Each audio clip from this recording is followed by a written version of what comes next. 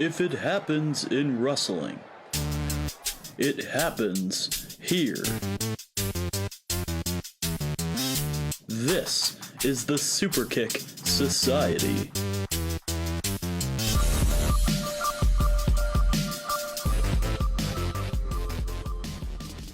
Welcome in and welcome all to this week's episode of the Superkick Society. I'm your host, Cam Sterling, joined by the beautiful Josh Alderman. Josh, a jam-packed week, but it was a little sloppy in some places. So I wanna get your thoughts on how you feel this week in the world of wrestling. Well, I'm feeling a lot better after that compliment, so thank you, Cam. It warms the heart. Always, you deserve it. Too kind. All right, now time to talk about grown adults Yeah, play fighting. Um, it was a weird week for wrestling, like roller coaster. There were a lot of highs and a lot of lows, so let's get into it. Let's start at the low end. We're recording this a little later in the week than we usually do, taking you back behind the curtain, breaking kayfabe here. It's a late Sunday night. yeah. So we're going to talk about Monday Night Raw that happened, I guess, last week now, by the time this pod comes out. Let's talk about Raw and let's talk about the setup that was done. Little of note, a lot of filler and a lot of setup. Cam, what do you want to A start lot of with? promos, a lot of mic work, a lot of Yeah. scuffles. But let's start with the biggest title on Raw. Why not? Finn Balor gets another match against CM Punk. For what reason, I do not know. Just to give CM Punk a match in Chicago. Yeah. Um, I don't know if it's leading anywhere. Um, yeah, I mean, Finn's just so set up to face Dom, and the Judgment Day is starting to unravel as we speak, with Liv Yeah. Morgan choosing a champion soon. We don't know who that's going to be, so still more to come on that. But I just think there's not greener pastures, but more at the table in other places for Finn Balor now instead of winning the world championships. Yeah. And in all honesty, he's at the point in his career where he should have been a multi-time world champion. Hmm. He's just such a good talent, so good in literally every aspect of wrestling, on the mic, in the ring, just phenomenal. And WWE just hasn't booked him like that really ever since he came back from that injury after winning the Universal title. He just hasn't been the same ever since in terms of his booking, even though he's arguably gotten better as a wrestler, as an in-ring talent. He hasn't been treated like the star that he should be. He's not gonna, this isn't gonna be an Io, Rhea, and Bianca situation where all of a sudden it becomes a triple threat late into the game.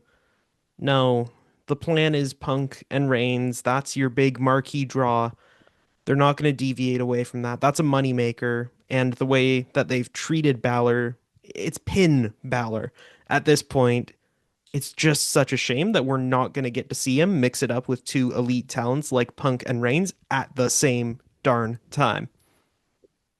Arguably the greatest NXT champion we've ever seen, the inaugural Universal champion, but not much else for Finn Balor in the world of WWE, and don't think there will be much else, at least for the time being. But on And it to sucks a that, sorry, it sucks that go this ahead. is literally just filler just to tie Punk Yeah, up until Roman decides to show back up, 2 weeks before Mania. It's so they, dumb. they did the same thing with the great storyline they put on with Sami Zayn versus Roman Reigns. See, that was um, good. right before Cody Rhodes finishes the story. But Sami Zayn had an actual chance to win that match. I Yeah. cannot see an inkling of a possibility that Finn Balor takes home this one. No. But on to another member of the Brooks family.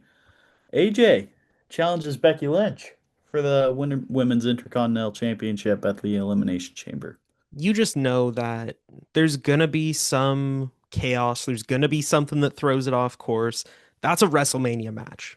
That Yeah. is the clash of two different generations. It's gonna be a phenomenal match, but there's no way they're okay. I don't want to say wasting it because A, it's a solid pay-per-view, And B, it's Chicago. They deserve everything. They're one of wrestling's like mecca cities. But Elimination Chamber is a stop on the road to WrestleMania. You're not gonna blow your proverbial wad on just this along the way pit stop pay-per-view when you've got the big time coming up down the line. Something's going to happen. There's going to be some sort of non-finish. Fans will be upset and they'll keep, brawling after the bell, sets up a Mania match. I think it's another case just like CM Punk that you need AJ Lee at the Chicago show as well. Yeah, it Her just makes second sense. home. I mean, she'll get a big pop. There's a built-in feud with Becky. I agree. It will not be the final match of this No. feud. That match is going to be at Mania without a doubt. But you need AJ Lee in Chicago. Yeah, haven't had her in a PLE since what, WrestlePalooza? Maybe Ooh, Survivor Series, I think. thereabouts, yeah. So I think you need AJ Lee back on the pay-per-view. I think she's Yeah. had enough time off. She didn't appear in the Rumble, which was kind of shocking. Yeah. But yeah, I think you need her back in Chicago, and this is the only match to do it. So Now, speaking of Elimination Chamber, we got two more folks qualifying, Rhea Ripley and LA Knight. Yeah. Two genuine contenders to take home the victories.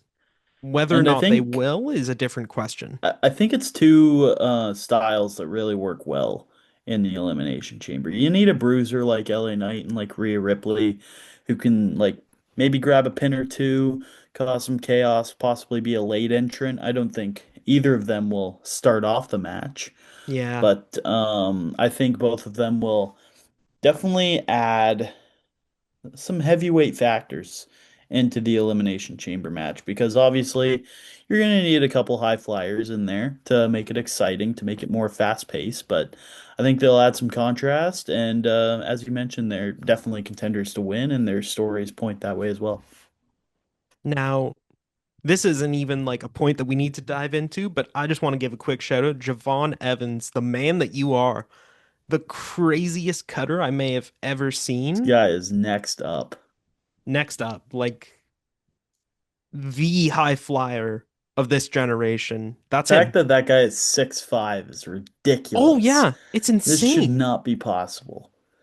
And he's my age. Makes me feel stupid. It's insane. Can't wait to see where his career goes, though. But if what we've seen so far is any indication, just give the man his Hall of Fame ring right now. The one knock is that he never got his inaugural NXT Championship run that he rightfully deserved. Yeah. But nonetheless, he's found his spot on the main roster.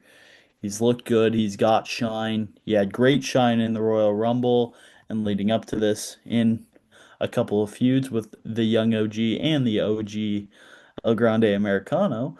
So we'll see where that leads. I don't know if that's a future tag team or not. I highly doubt it. But I ho- I hope not. I really hope not, even though their styles would be really entertaining together. It'd be kind of fun, Um, but like, and don't please put don't. him Please in the don't. vortex. Please don't. Please don't send Javon to AAA. Please, please, please. But yeah, insane cutter. Randy would be proud. Oh yeah. And nothing more nothing more to say about Javon Evans. He writes his own stories, so Now, from one high flyer to two others, let's talk about the Usos. Have they ugh. officially fallen off?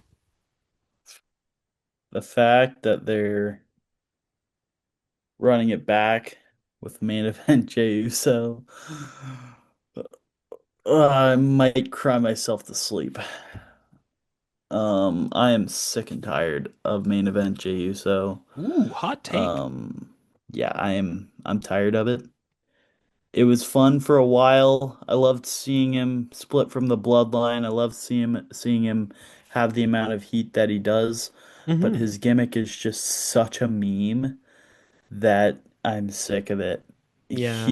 Dave Meltzer's least like lowest reviewed wrestler of 2025 and it and it shows. Hmm. That guy's spear is nothing.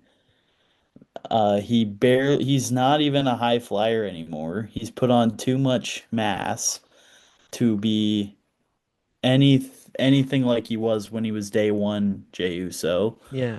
doing TLC matches and doing frog splashes and all the glorious tag team matches that we saw from the day one Uso brothers, but I just can't see Jey Uso back in the like main title picture again.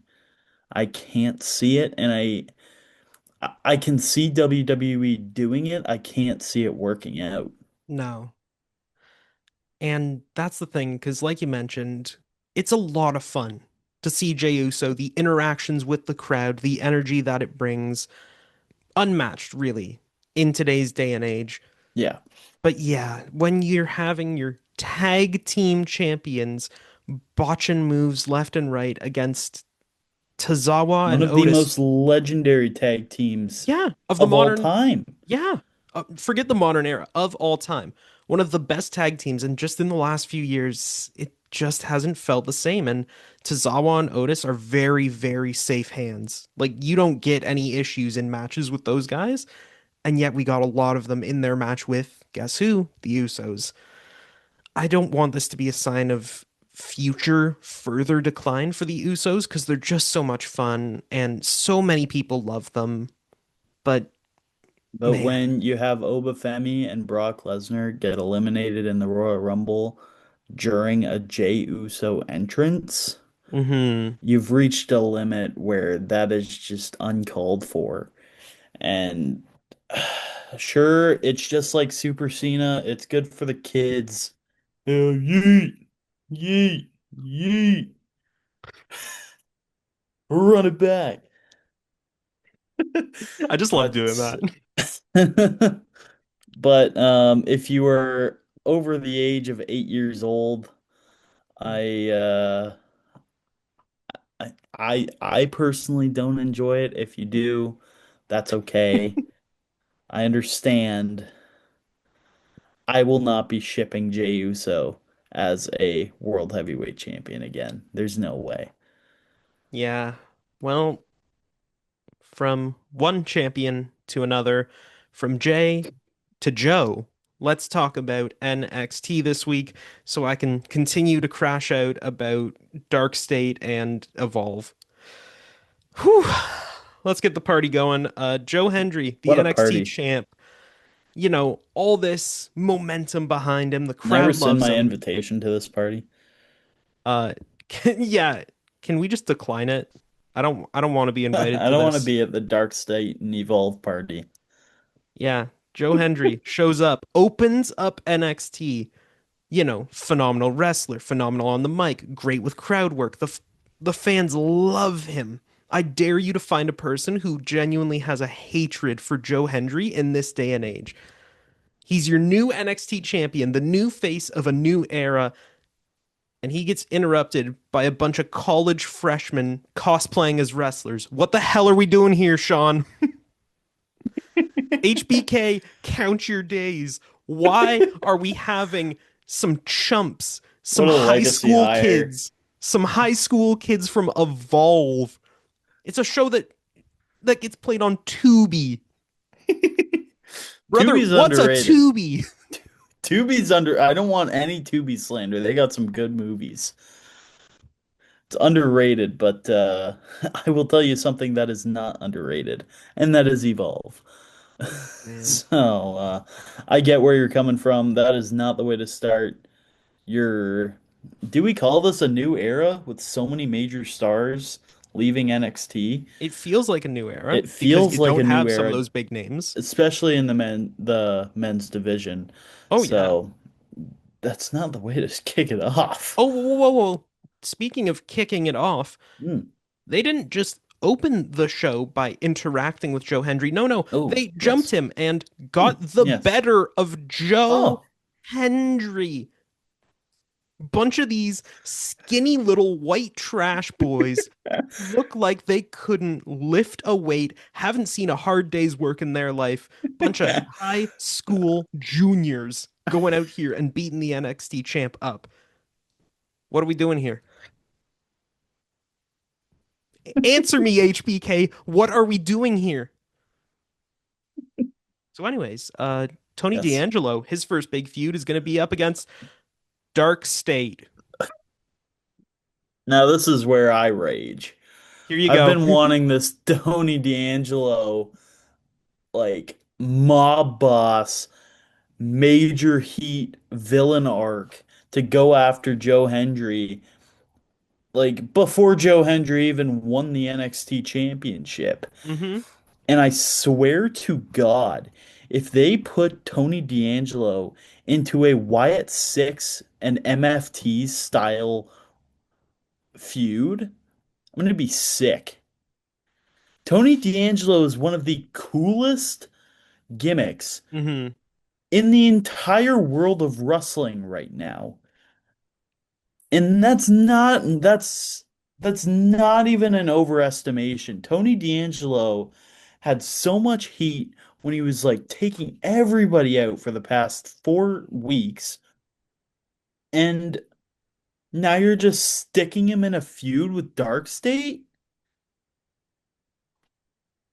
Oh, for those not in the loop, If you're Dark not at State. HBK's door, I will. Yeah, for those not in the loop, Dark State is like if the Shield and Retribution had an unloved crack baby. That's a Just so you good know. Just explanation. there you go. That's your answer. Just think of four Nexus Michael Tarvers, and Okay, that's Dark State. hold up. Saquon Sugars, hell of a name by the way, Yeah, looks like the only wrestler in that group. yeah. Good on the mic, good in the ring. The rest of them, good lord, keep them away from the ring. By the way, Saquon Sugars wasn't even in the ladder match last week for the title. One of his jabroni friends was. Anyways, um, ooh, you want to hear another piece of NXT lore? So Shiloh Hill, whose gimmick Oh, is he's a don't get psychopath. me started on Shiloh Hill. He got himself an He's the one NXT. who took Josh Briggs out of the damn ladder match. Ugh. Big ups to Josh Briggs. Josh So, Briggs, Josh Briggs ally right here. oh yeah. So he got a North American title shot against Ethan Page by. Okay, Cam, I'm gonna quiz you here. How did he get his NXT North American title shot? Is it A, by asking politely? Is it B, by winning a match? Is it C, by running over Ethan Page with a car? Or is it D, threatening him with a machete? Hmm. Just think about it. Which one of these sounds the most plausible to you? I Give want it to some say thought. threatening him with a machete. That sounds like a Shiloh Hill thing to do. No way, Cam. That's exactly how Shiloh Hill got his NXT North American title shot. Yes! So now you've got this rookie dude whose entire gimmick is he's the most awkward MFer on the planet, threatening Ethan Page with a Ethan Page machete. shouldn't even be in NXT right now, man. HBK, put the coke down. Just stop, okay? You can have God. normal storylines on NXT. It's okay. This is a safe space. You can just book normal storylines, HBK. You don't have to have this rookie who's got so much potential rock up with a machete to threaten someone for a title shot. For a mid card title. It's not even like he's going after Joe Hendry. Like he's willing to murder somebody for the North American Championship. Who wouldn't? I wouldn't. Not me, officer. Would I Man, murder Joe Hendry for the NXT Championship? you better not say yes. Let that be a warning. Roger that. Roger No that. one touches Joe Hendry.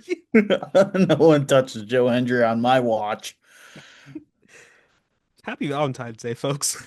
Yes, happy Valentine's Day. Happy Valentine's Day from Shiloh Hill. He'll show up at your door with a Valentine and a machete. Oh, Okay. what a Tuesday. What a Tuesday. And we're not even halfway through the week. I've got no fancy transition here to get us to Dynamite. It's Dynamite Let's go time. to Dynamite. Let's go to Dynamite. It's There's Wednesday. You know let's what make that it clear means. there's no more machetes on Dynamite, which is nice. Damn. So, Not even the Danny Trejo kind. Dynamite, we saw some big developments, though. Some very good developments. mhm. Unpredictable, unexpected, especially in the case of the TNT Championship. Kyle Fletcher beats Tommaso Ciampa to win back the title. That was that was shocking. Really, really unpredicted. Fantastic match, by the way. Probably my early pick for TV match of the year. Just phenomenal work between these two guys. But I want to know your thoughts on that title switch. Mm-mm. Oh no. Mm-mm. Let's hear it. This was not needed. You, you book the heck out of Tommaso Ciampa in his debut. He wins the TNT title immediately. This could have easily been at Grand Slam for Fletcher to win on home soil. Yeah. Why did this have to be on Dynamite? Give Ciampa another win at least. Like, this did not need to happen. It was a great match, sure, but any match Kyle Fletcher puts on is going to be a great match, especially against Tommaso Ciampa. So, like, it's just it's a waste. All Now right. you're just sending back the old like butterscotch flavor, grandma's butterscotch flavor of Mark Briscoe and Kyle Fletcher. Like we've seen it.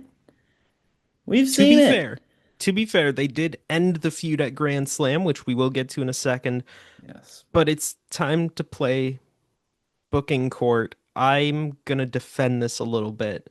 Un petit peu. Okay. Ein bisschen. Just a little bit. Like, I don't know if it was good to take the title off Champa so soon, especially after how strong he's looked and how He had strong he's so been much booked. aura. And it's like, is now really the time? But you want Fletcher walking into Australia as a champion. Okay, cool. Fletcher as champion with any title around his waist just feels right. And Champa on the hunt, Champa with someone in his sights is always going to be a lot better than Champa just kind of going from challenger to challenger with no real story. He- I think you give us a real psycho killer. You saw the way he was starting to lose it at ringside during Fletcher's promo. This is what we've seen: a little more strength, a little more confidence, and a bit more of a mask from Champa in his few AEW promos so far. I think the facade slips and we get Blackheart Champa. We get just this unhinged psychopath chasing Kyle Fletcher down for all he's worth. If that's what it results in, then this is an okay title switch. Again, unpredictability. It's cool to have that in wrestling, not, 3 year long title reigns. But if that's not where this goes, then what are we doing here? uh, everything you just said could have happened after Saturday. Yeah, no, you're right. Like Kyle Fletcher winning the championship in Australia would be much better than walking in with the championship against whoever.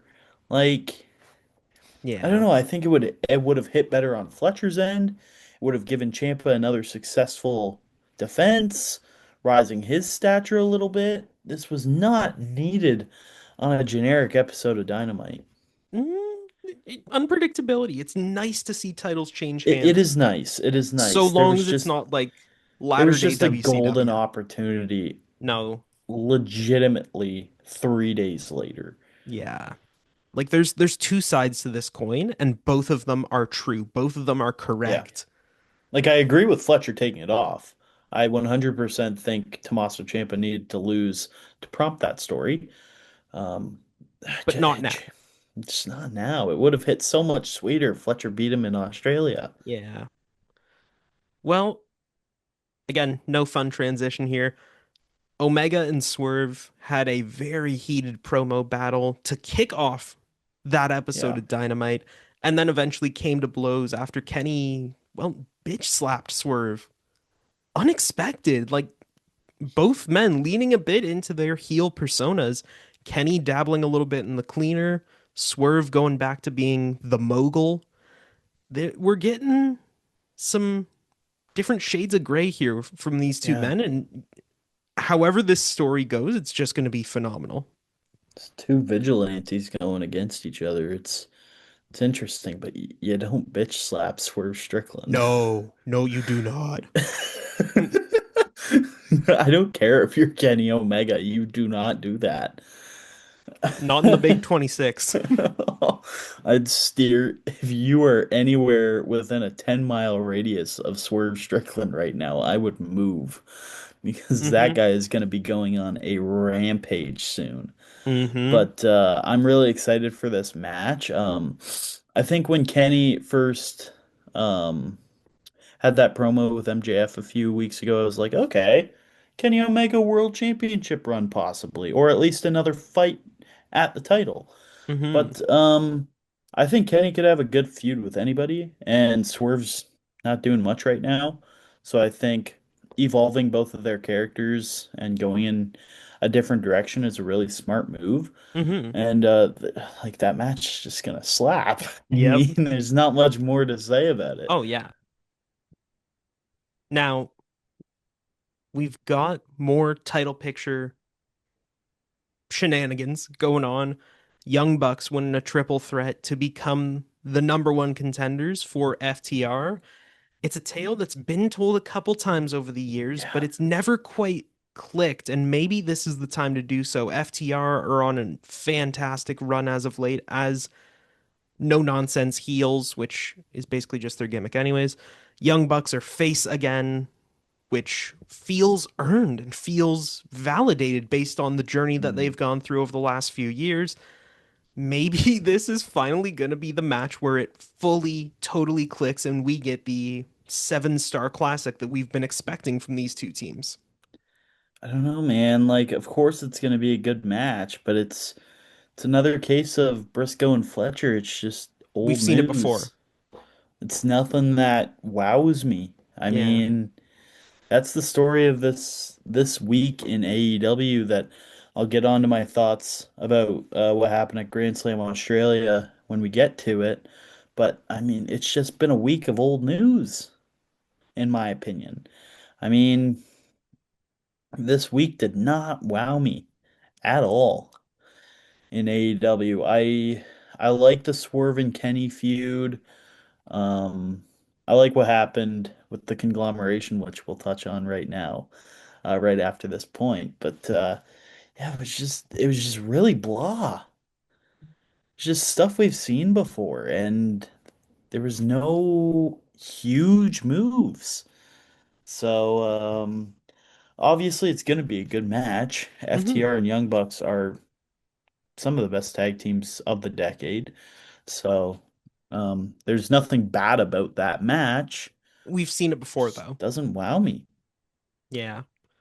Now, tag team match. Another one that went on Dynamite. You had Clark Connors and Danny Garcia going up against Roderick Strong and Orange Cassidy. Roderick Strong walked out mid-match on OC.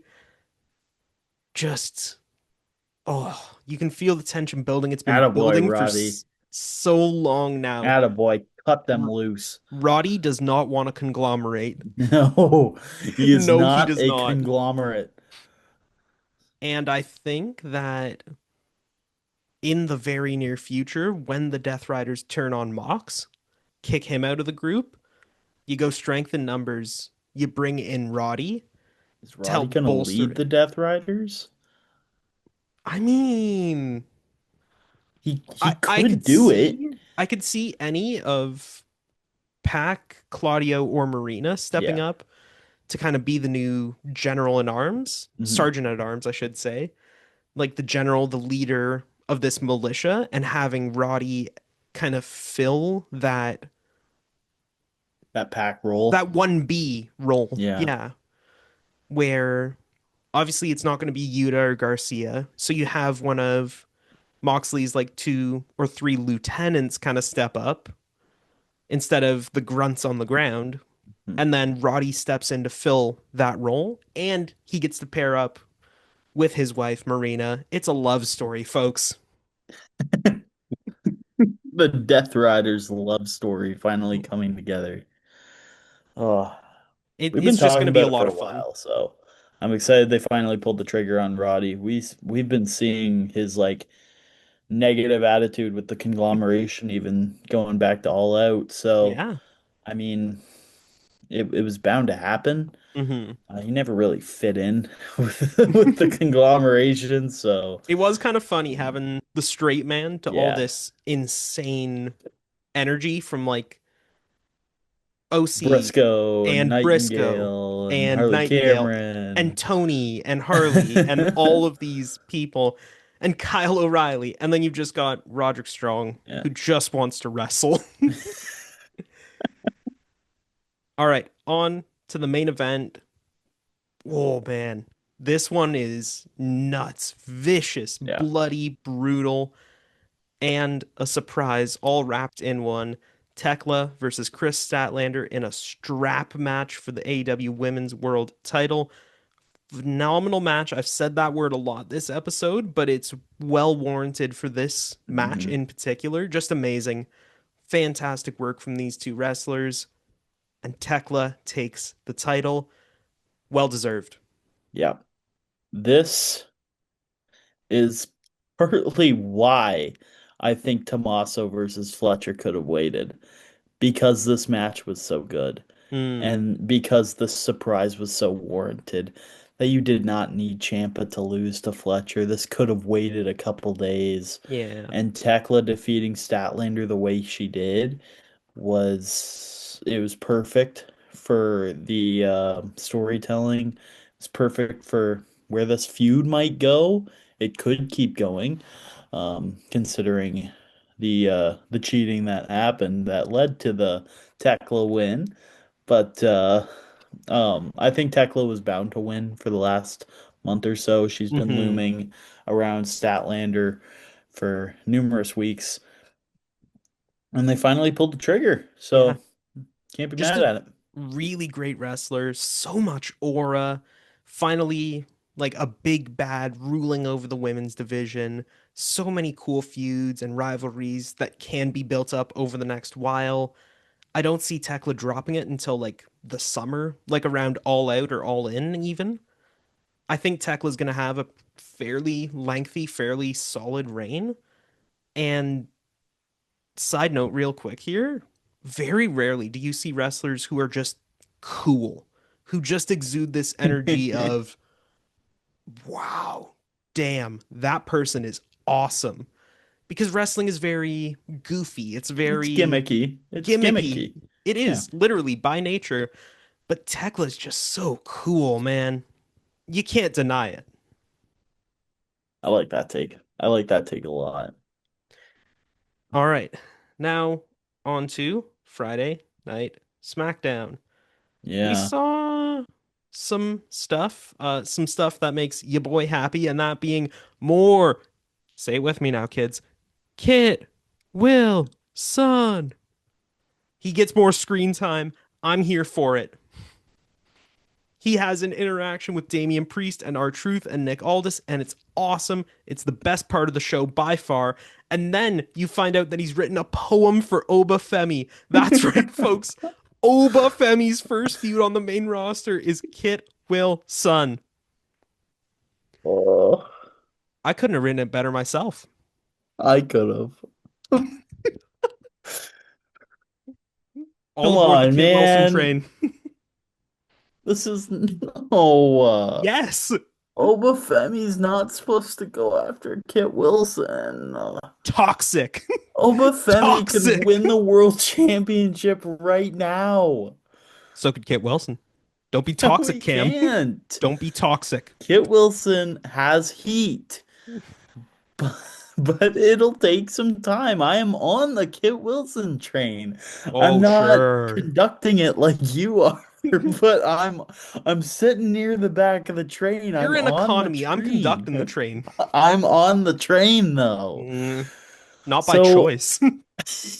yes, I am. I want to see Kit Wilson with a mid-card title. I want to see him get these television hits and because he's hilarious and he's got heat and I could easily see him winning a United States ladder match if they want to pull that card out in WrestleMania. Which they He's should. totally in that Joe Hendry level heat right now. He's got that style of heat, that goofy heat Hmm. that not many people can get. But you're gonna tell me that the ruler belongs in a feud with Kit Wilson. Yes. Obafemi is facing the Beast Incarnate in 2 months, and you're gonna tell me a feud with Kit Wilson is gonna set that up. Yes. Is Kit Wilson gonna beat Brock Lesnar next? I can see it. I, I, I can't. I don't think it's the style of feud that Kit Wilson needs to succeed. It's the If you same kind of truly thing. want Kit Wilson to succeed, do you want him to get squashed a couple times by Obafemi? I Or do mean, you want Obafemi to get squashed by Kit Wilson and for Femi's career to be shot? I like the sound of the second option, but okay, all jokes aside, Both this of these guys need astronomical heat. Neither of these guys should lose right now. Why are so we you pitting them against each other? allow me. Again, all jokes aside, I think this does work because you get to show off Oba being just this dominant force, beating the ever-loving crap out of Kit Wilson, no remorse, no mercy, just destroying Could him, do that to establishing how anybody. much of a threat he is, and Kit Wilson sells it because he's a comedy heel that can lose and whose character only gets better with losses that make him even more deranged and contradictory. It works. Book it. You lumping Kit Wilson into the Kurt Hawkins box? No, God, no. No. That's exactly what Kurt Hawkins Because did. Kurt The more Hawkins he lost. lost, Kit Wilson should never lose, brother. you just said Obafemi can squash Kit Wilson. I'm gonna edit that part out. Yeah, I don't know, man. I think Kit Wilson could be in so much better things right now. No, that's Like fair. Obafemi should be in better thing. Obafemi shouldn't even be on SmackDown. He should be on TNA Thursday nights on AMC, featuring Perez Hilton. Obafemi versus Mr. Iguana on this week's episode of AAA. This week in AAA, we'll get to see LV Kingo go one-on-one with the ruler, Obafemi, in a 2 out of 3 falls hair versus hair match. And of course, that'll be followed up by Mr. Iguana and Lola Vice taking on, I don't know, Obafemi. Obafemi and Kit Wilson in an intergender tag team match. After that, We'll see Obafemi take on Mayeska in a Falls Count Anywhere match. all right, so we move on from the Kit Wilson brain rot and on to more pressing matters with the Elimination Chamber. 2 more folks qualified, those being Alexa Bliss and Cody Rhodes. Can't believe Obafemi's not a pressing matter right now. I Well, wonder yeah, because Kit why. Wilson was, and we already addressed that. Now it's on to the Elimination Chamber. Ugh. Real talk. Yeah. Alexa Bliss, you got to have high flyers in the Elimination Chamber. That's Alexa Bliss right Yep. there. It works. It makes sense. Give her a big push. There you go. Nothing wrong with that. No notes. Cody Rhodes. Some folks are going to take issue with this. Shouldn't have won. Shouldn't have Nope. qualified for the chamber because that means that, Should have been Jacob Fatu. yep, should have been Fatu. Hell, could have been Sammy, could have been anyone. Yep. Should Yep. have been Fatu. Yep. We don't Jacob need Fatu more, is built for that type of match, but nope. literally. Uh, we don't need more Codelander, okay? Just Yep. And we all know how this is going to go. If they're trying to set up the Randy and Cody feud, which they should, which does not need a title, then oh, Orton pops up and costs Cody at the Elimination Chamber. Or just put Randy in the chamber. Maybe that's how you get around it. Yeah. Whatever, man. Maybe we It's need to book WWE. I'm just saying. Triple H, we got this. Yep. Yeah, step aside. Yeah. HBK, move over. HBK, get out of here. Yeah. It's just it's weird because Yeah. this goes one of two ways, and that's Cody winning and facing Drew at Mania, and I that swear fe to God. that I feud swear to God. gets to Damian Priest, Aleister Black levels of Jesus Christ, just end it already. End it before it ends me. I'd more say Cody Rhodes in the title picture would end me more than Cody Rhodes versus Drew McIntyre. Yeah. So I'm really liking what Drew's doing, but Yeah, it works. I'm sick of Cody Rhodes. It- I'm yeah, sick of him. it's just too much. He has main evented Everything. every single WrestleMania he has been here, other than the one he returned at. And I I'm literally I'm said it sick of it. last week. I said it last week. They've treated him like a god since he's come back Yeah. to WWE. Put someone over, brother. Do Yeah. the job a few times. Big one for the team, Stardust. It's not gonna hurt you, buddy. Yep, put a face mask on and put someone over just like you used to. All the It's not time. like you can't. Yeah. Anyways, speaking of titles, Jade Cargill finally decided to defend hers. Mhm. Or sorry, they booked her to finally defend I her was gonna title. say she did not decide to. No, on her own free will against Jordan Grace. Pretty solid Solid match, match. but the crowd was more enamored with Liv and Dom, who were hanging out ringside. Yeah. Chance for chicken nuggets, while we had two of the most powerful wrestlers, regardless of gender, of the last decade going head to head. Dumbass crowd wins again. This is the last match you needed to put a gimmick on the side of the ring for. A Like, distraction. A distraction you is do what it not is. need a distraction for Jordan Grace and Jade Cargill. Yeah, What are we doing? like two hosses God. throwing down. And then you work in camera shots of Liv eating chicken nuggets instead of showing the action in the ring. Like, we're not it's not a battle between Kelly and Eve anymore, man. These are top of the line wrestlers. We want to see the match. Yeah, we don't want to see Dirty Dom eating some nuggets with his As former funny Hooters as it is. waitress. Like, I, Yeah. I I take that back. Liv's a badass. Yeah. Yeah. She's a badass who needed money as a waitress. So nothing wrong with that. Job's a job.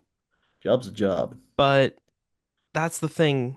Liv isn't going to pick Jade. There's no No, story there. There's nothing there to begin with. Why are we wasting time talking about this? Wasting time distracting ourselves from the fact that we should be building up Jade Cargill's next big challenger. they shouldn't even be on SmackDown. Like, Yeah, why are they there? There's no connections. we know it's going to be a match with Vaquer. We know. Or Raquel. Or Should have Raquel. been Raquel. Could have made more sense. But you know what? Whatever. What a way to cap off SmackDown. And SmackDown was now, on such a good roll. yeah, 1 week of good SmackDowns. It wasn't 1 week. It They've was a been couple going weeks of strong solid since the SmackDowns. start of 26. Yeah. Please, sir, may I have some less? Please, sir, take some back. We didn't know how good we had it. Oh, All right. Time for Grand Slam collision. Mox and We've all Takeshita been go to waiting for. a time limit draw, probably, definitely setting up a definitive third match down the line. Definitely. They had a first meeting during the Continental Classic. They had their second meeting here. Obviously, it goes to a draw. Those two are characters who, aren't going to go down that easily. They're going to want to push for a third match, and that's exactly how it's going to play out. No And complaints about that. no complaints, no notes. Perfect. For the women's tag scene, you got a new addition into the mix with Lena Cross, who is Hmm. somehow even bigger than Megan Bayne. Like, Didn't know that existed. that's genuinely astounding. Like, someone who is taller And now and, she's teaming up with Megan Bayne. yeah, This is dare I say, has unfair. more muscles than Megan Bayne. Needs a nerf. Needs a Yeah, patch. already patch. And based on what we saw on Dynamite with the Sisters of Sin Mhm. getting involved, attacking Chris Statlander, obviously that distraction setting up Tekla's title victory, and then Hayter and Windsor coming down to protect her, and then now in this match where you see Lena Cross debuting, I think to attack Harley and Willow. I think down the line, if not at the next pay-per-view, this leads to some sort of like anarchy in the arena, Yeah. team style fight. You There's a got lot of tag teams in that division you now. got yeah, do like Triangle of Madness, Bane, Ford, Cross against Stat, Willow, Harley, Hayter, Windsor, Tony and and Mina, maybe? Mina. Yeah, maybe. Could be in there. I think that is just going to be a hell of a lot of fun if and when they pull the trigger on that, setting up some kind of big team style warfare. Hmm. Could be a lot of fun, but definitely really cool to see a new face join the women's division. Now, now we get into the slightly controversial part where Hangman beats Andrade. This Obviously, is, we mentioned last week that yeah. how this match goes is basically going to tell you who wins the main event. If it's Hangman, it's going to be MJF. If it's Andrade, it's going to be Brody.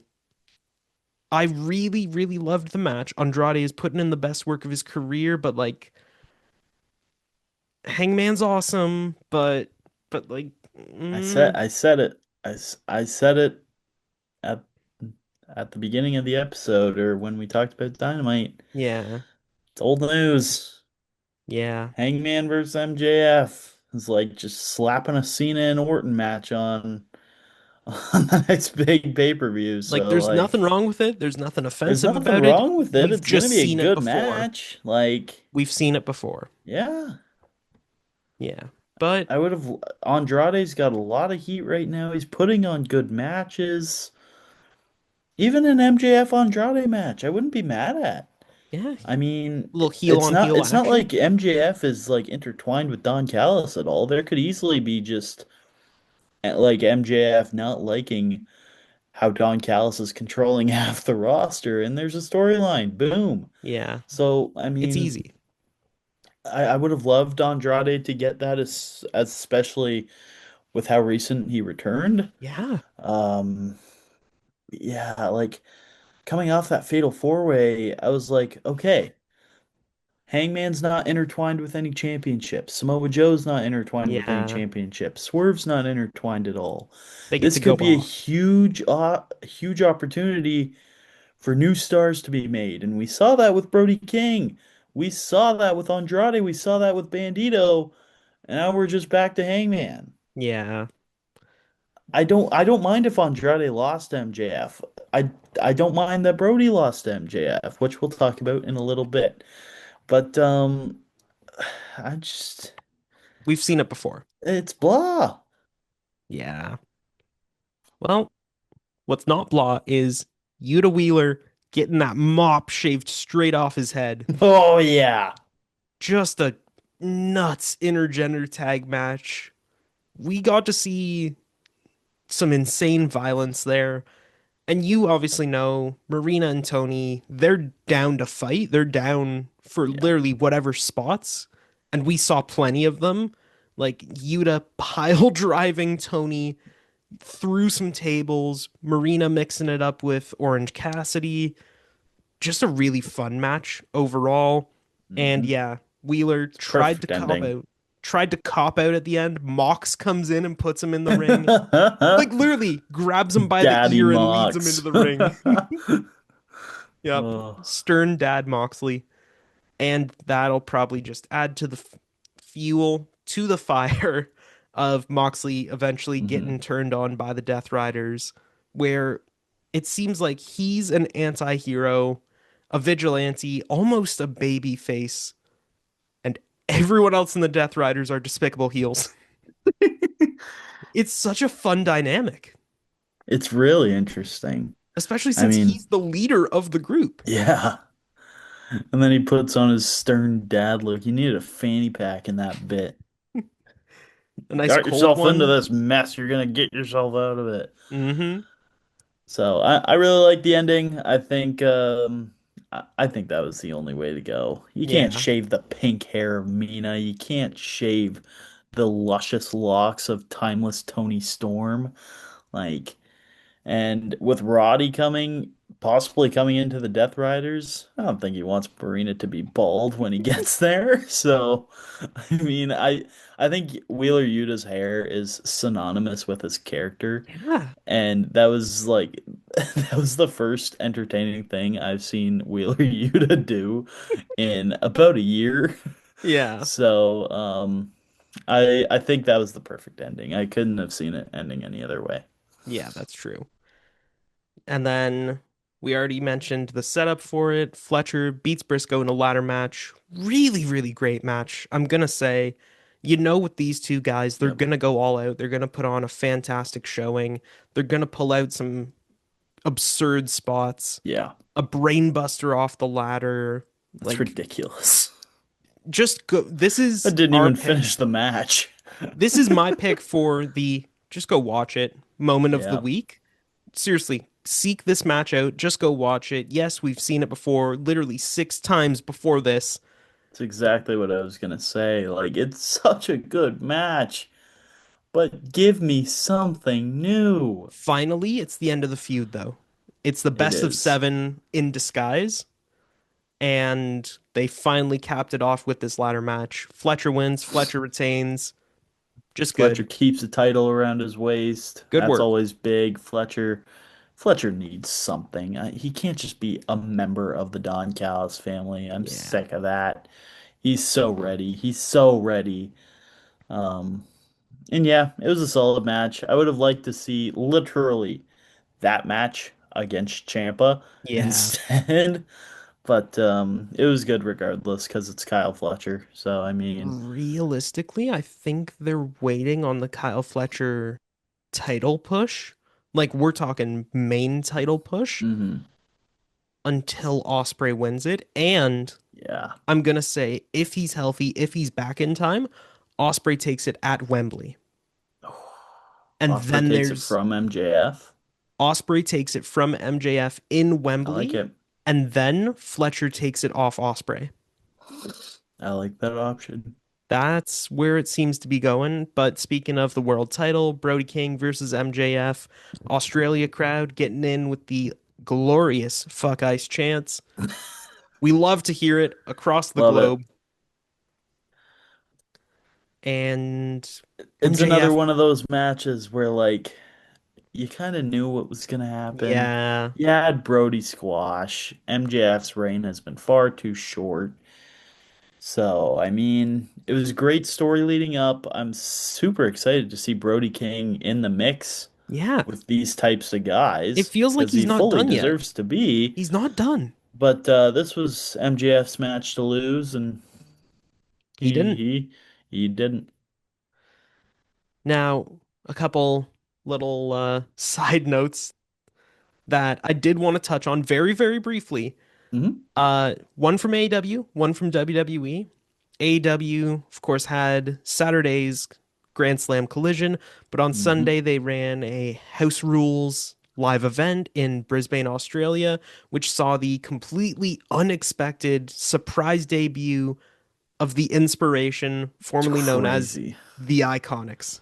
I thought they were a shoo-in to go back to WWE. I said it. I I have proof of me on this pod saying that Yep. they will be going back to WWE, and though nothing is confirmed, they Mm, didn't get an all elite graphic, they didn't get the big announcement just yet, but it feels like it might be looks coming up official. soon, especially with the women's tag scene heating up in AEW. And you know what? I'm all for it. They're such a good team, really, really underrated in-ring workers, and so much fun on the mic. It just works. And then on to an even more less serious note, people have picked up on the fact that WWE is starting to incorporate AI into their packages, particularly in AAA. What a shock. And what a shock. The Mega Corporation is using AI in their videos? In their fourth string promotion? What? What? Yeah, just really, really weird. They've been doing it ever since the start of the El Grande Americano story, but it's become so painfully obvious with these AAA promos. I mean, you saw this week a Chad Gable one where it's his voice, but now Chad it's Gable. AI dubbed in Spanish, and Chad all Gable's these still injured. AI generated. Oh, right, sorry, of El Grande Americano, I was gonna say. who sounds a little like Chad Gable, just a little, like distant Just a cousins little. maybe. Chad Gable hates luchadors, so it can't be Chad Gable. Oh, can't be. Yeah, but just a bunch of AI generated images of El Grande Americano like waving the flag and hanging out with people. Like it's so bad, man. Not to mention the Dominic Mysterio one from a couple weeks back, where just for a brief moment in that video package, you could see him with the Ugh. AEW world title around his waist. Sorry about my yawning. AI Oh, slop makes me tired. your AI slot bores me. Even in a recent Tatum Paxley package on NXT, AI generated images. Like WWE used to be heralded for their video packages. Like, You just made a very solid package for Kit Wilson. yeah, you Like, look at all these amazing packages from WWE history. That's what used to sell people on okay, matches. I know what happened. They made a bomb package for Kit Wilson. And they're We like, can't get any better this than took this. way too long. We're never doing this again. We have reached peak, boys. Pack it up. Pack it up. Send all of it to AI. Yeah, but you look back on WWE history, like the Miz Hate Me Now package, the Stone Cold and Rock My Way package. WWE used to be heralded, used to be awarded for their video packages, and now it's AI slop. What have we come to? Triple H, hand over the keys, brother. It's our And over time. the keys. All right. It's Valentine's weekend when we're No, recording this. Love is in the air, Cam, because this no, week's Mount not in wrestling, that's for sure. the love for wrestling is not in the air, folks. But the But love for wrestling, love is sporadically in places of the universe right now. And let's comment on it. Let's go through our favorite wrestling couples. Could be kayfabe, could be real life. Who knows at this point? Could be Mr. Iguana and Lyaska. Who knows? So, I've seen fanfics of that. of course you have. I'll take that as a compliment. It Anyways, is. It our is. Mount Rushmore this week is, as Cam mentioned, best wrestling couples, whether that be on screen or off screen. Cam, would you like to lead us off? You know what? Let's take a crack at this one. This one's a no-brainer. It's been one of my favorites since I was how old was I? Jeez, I'm A unk wee lad. status. No, I was like 10 years old when this happened. Brian Danielson and Brie Bella.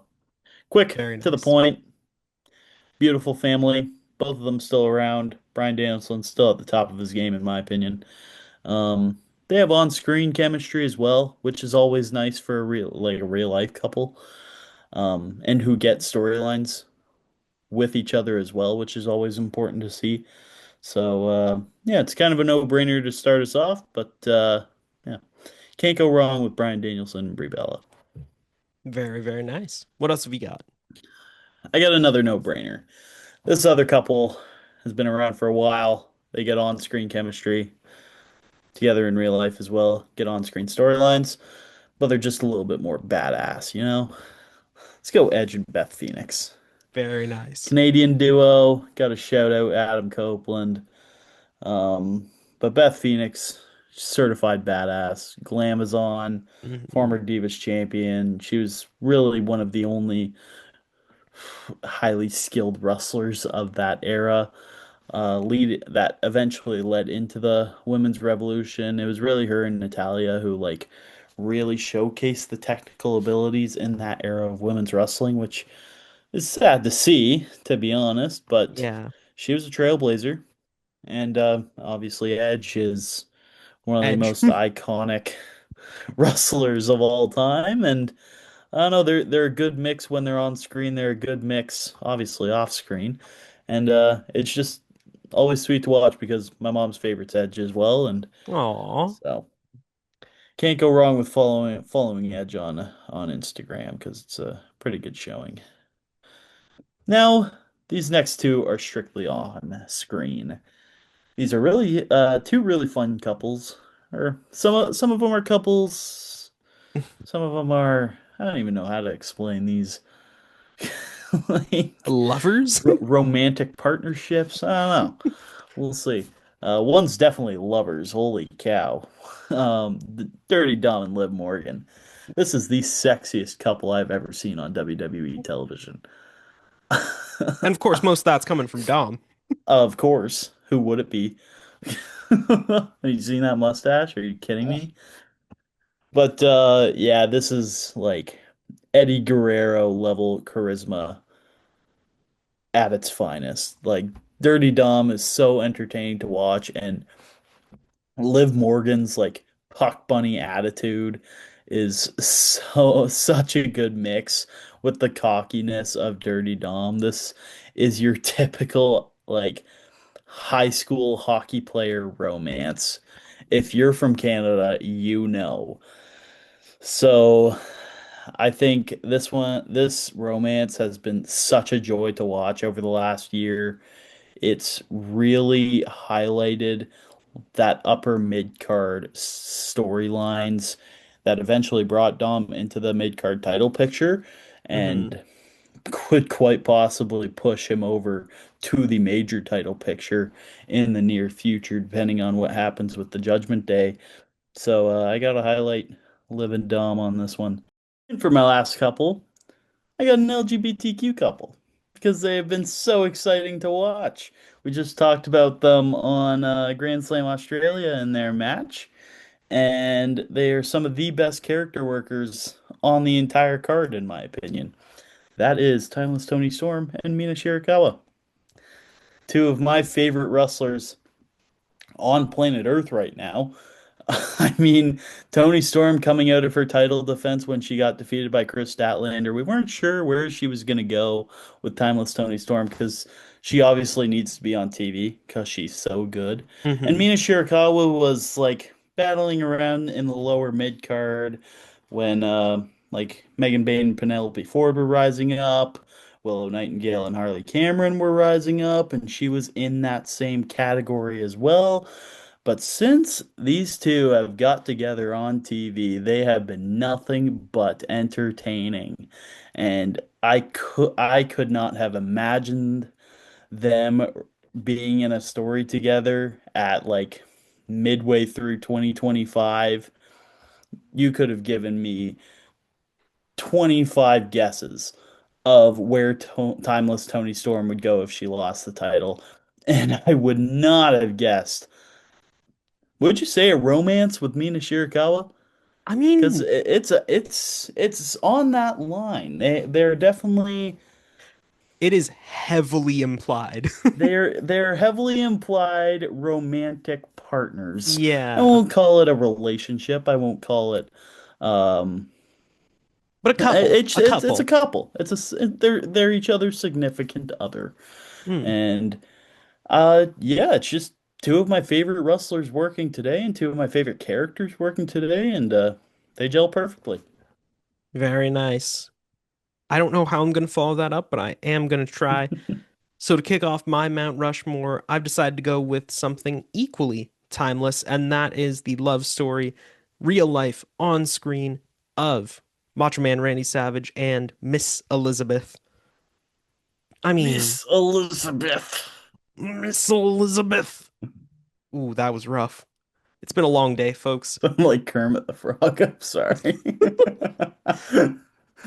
So it was just a fantastic love story for its time, and it's held up ever hmm since. The match made in heaven, like the mega powers explode, all of these tie into Savage's partnership and relationship with Liz. Just so good together. The chemistry off the charts. Really, no notes. Everybody knows them. They're one of those wrestling facets of the golden era that everyone just kind of seems to know. Wrestling fans and non-wrestling fans alike, you know about Savage and Elizabeth. Their beautiful reunion, their marriage at SummerSlam. It's just a perfect story and a perfect couple. Can't go wrong. Can't go wrong. Now, you mentioned Dom and Liv earlier, but Mm. I honestly prefer the on-screen work of Dom and Rhea. I think Ooh, a that little mommy action.